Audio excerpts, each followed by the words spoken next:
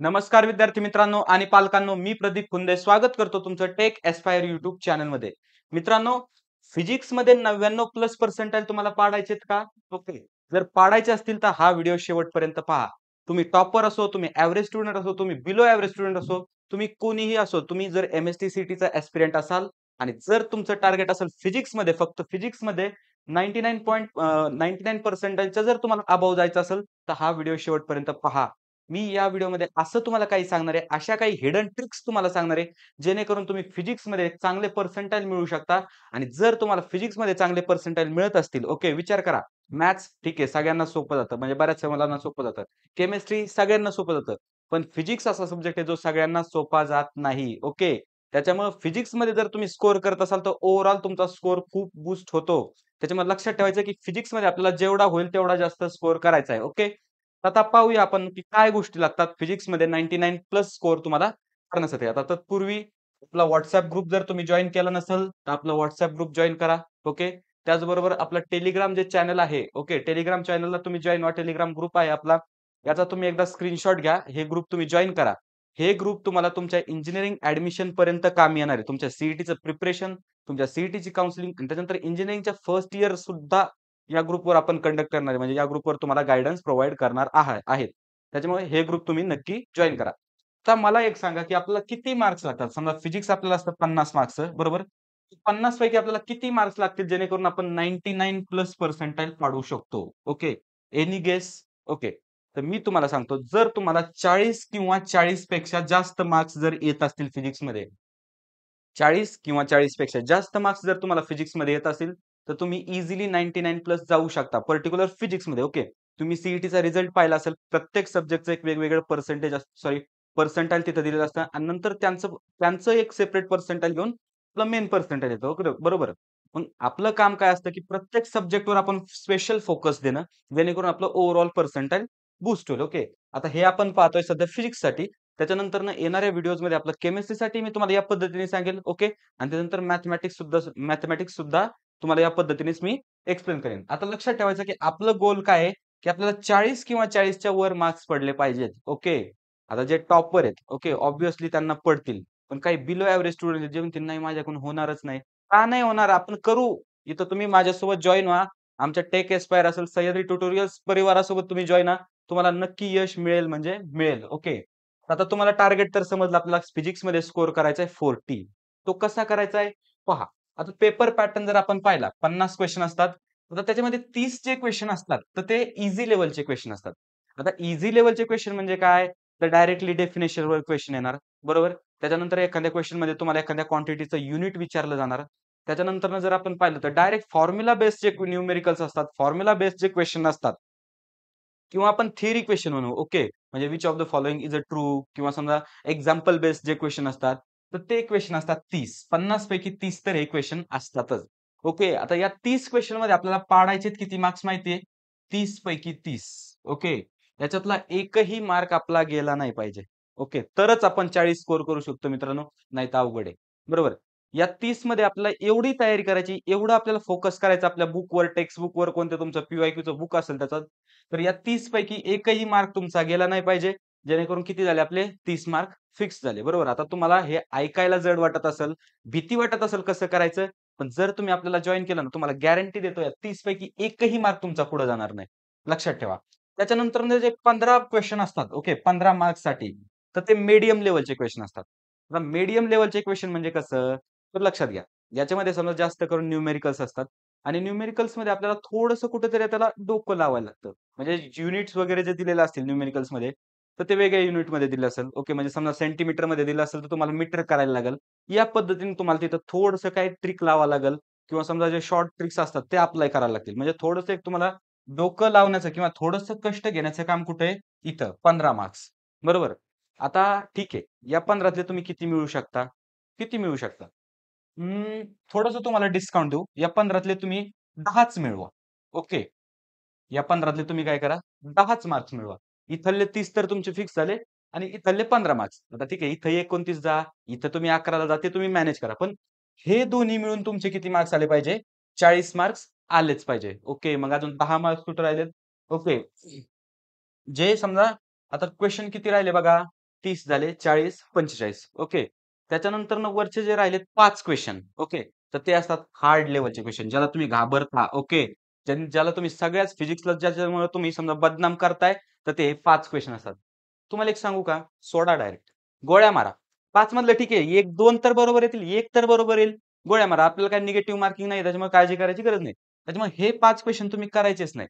या 5 क्वेशनमध्ये काय असणार आहे, की समजा 2-3 कन्सेप्ट एकमेकांमध्ये मिक्स असणार आहेत. त्याच्यावर एखादा पी-वाय-क्यू विचारला असेल किंवा नवीन पद्धतीचा एखादा क्वेशन असेल, जो तुमच्या नजरेखालून गेलेला नसेल.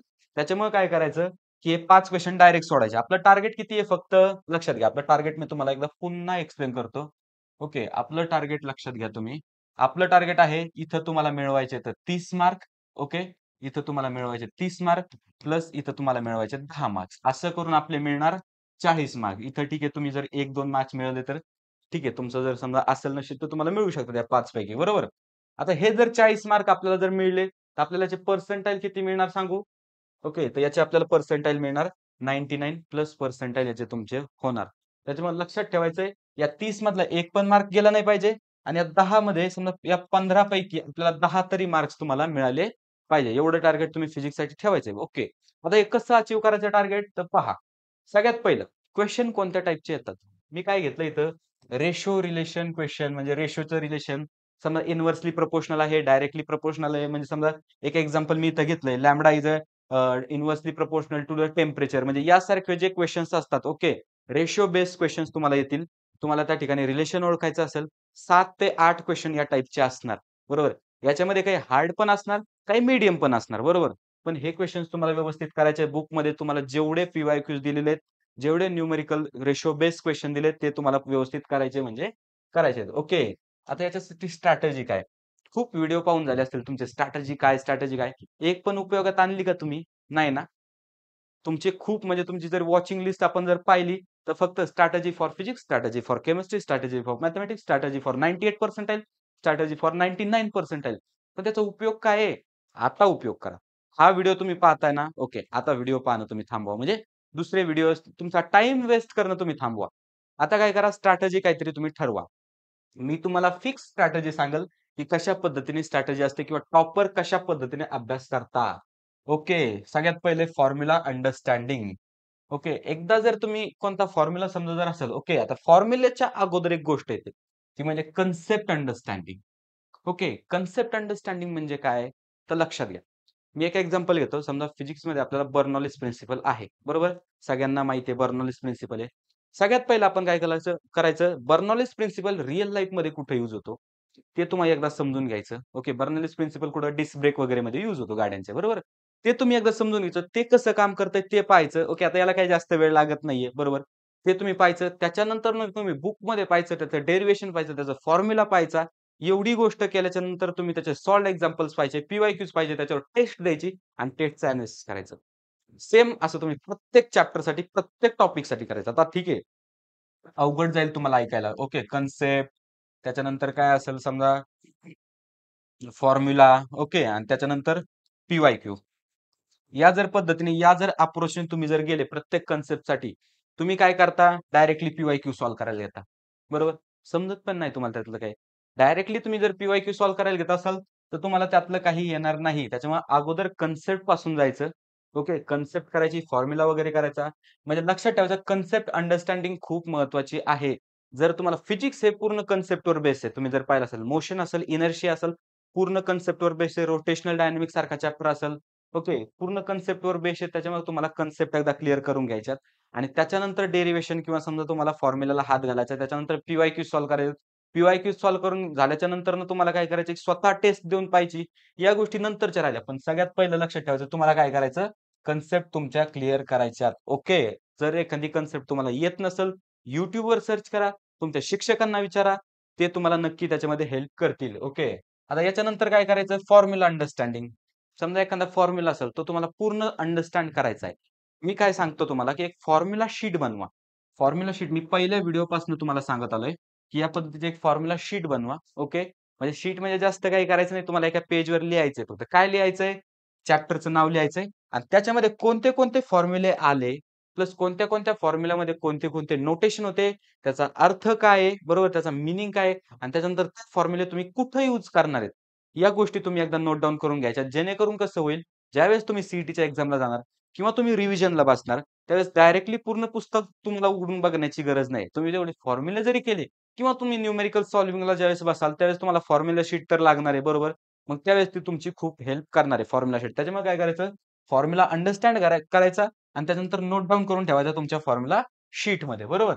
त्याच्यानंतर काय पी-वाय-क्यूची प्रॅक्टिस.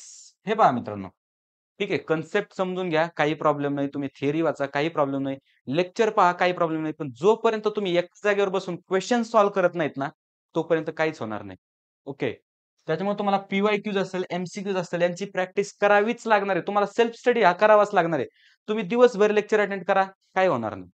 पण तुम्ही 1 तास जरी अभ्यास केला व्यवस्थित मन लावून, तर तो तुमच्या दिवसभरच्या लेक्चर एवढा इफेक्टिव्ह होईल. त्याच्यामुळे मन लावून अभ्यास करा. पी-वाय-क्यू सॉल्व्ह करा, एम-सी-क्यू सॉल्व्ह करा. आपण आहे तुम्हाला सगळं प्रोव्हाईड करायला. ओके. आपला ग्रुप जॉइन करा. आपला ग्रुप जॉइन करा. तिथं आहे आपण सगळं मटेरियल आपण तुम्हाला प्रोव्हाईड करतोय. फक्त काय आहे, तुम्ही इन्व्हॉल्वमेंट घेतली पाहिजे. तुमची करण्याची जिद्द त्याला पाहिजे. ओके. आता जर आपण पाहिलं रिव्हिजन ठीक आहे. आपण आपण चॅलेंज घेतलंय. ओके. 31 डिसेंबर 2025 पर्यंत आपण पूर्ण सिलेबस संपवणार आहे. त्या पद्धतीचे आपण व्हिडिओज पण अपलोड करतोय. वीक 1 चा व्हिडिओ ऑलरेडी अपलोड आहे. ओके. आत्ताशी आपण ती सीरीज सुरू केली. जर तुम्ही फॉलो करत नसाल तर आपल्या चॅनलमध्ये जा. ओके. त्या ठिकाणी तुम्हाला ती प्लेलिस्ट मिळेल आणि ती प्लेलिस्ट तुम्ही फॉलो करा. मी काय करतोय त्याच्यामध्ये प्रत्येक वीकचे तुम्हाला टास्क असाइन करतोय आणि ते टास्क तुमच्याकडून त्या वीकमध्ये कंप्लीट झालेच पाहिजे. अशा पद्धतीने 31 तारखेपर्यंत आपण पूर्ण म्हणजे कव्हर करणार आहेत. ओके. आणि त्याच्यानंतर आपण करणार आहे फक्त आणि फक्त revision plus test. Okay, revision plus test. ज्याच्यामुळे काय होईल, आपला सीईटीचा स्कोर खूप चांगला येईल मित्रांनो. त्याच्यामुळे लक्षात ठेवा, रिव्हिजन तर की ऑफ सक्सेस आहे. रिव्हिजन शिवाय काहीच होऊ शकत नाही. उगा असं तुम्ही ऐकलं असेल, पुढचं पाठ आणि मागचं सपाट. आपल्याला तसं होऊ द्यायचं नाही. आपल्याला पुढचं पण पाठ करायचं, व्यवस्थित करायचंय आणि मागचं पण पाठ करायचंय. ओके. विद्यार्थी मित्रांनो, खरंच ऑल द बेस्ट. मला खूप आनंद झाला. मला 2-3 विद्यार्थ्यांनी मेसेज पाठवले पर्सनली आणि त्यांनी सांगितलं, की तुम्ही जो टास्क आम्हाला देताय वीकली, तो आम्ही फॉलो करतोय. ओके. विद्यार्थी मित्रांनो, माझी अशी अपेक्षा आहे, की तुम्ही पण तो टास्क फॉलो केला पाहिजे. त्यासाठी तुम्ही आपलं चॅनल व्हिजिट करा. त्या ठिकाणी तुम्हाला ते व्हिडिओज वगैरे मिळतील. जर व्हिडिओ तुम्हाला आवडला असेल, तर व्हिडिओला लाईक करा. ओके. व्हिडिओ तुमच्या मित्र शेअर करा आणि त्याच्यानंतर महत्त्वाचं म्हणजे तुम्ही जर आपल्या चॅनलला सबस्क्राईब केलं नसेल, तर चॅनलला सबस्क्राईब करा. जेणेकरून मी जो काही नवीन व्हिडिओ अपलोड करेल, तो तुमच्यापर्यंत येईल. त्याची नोटिफिकेशन तुमच्यापर्यंत पोहोचेल. तर ठीक आहे मित्रांनो, भेटूया नेक्स्ट व्हिडिओमध्ये अशाच एका इन्फॉर्मेटिव्ह टॉपिक सोबत.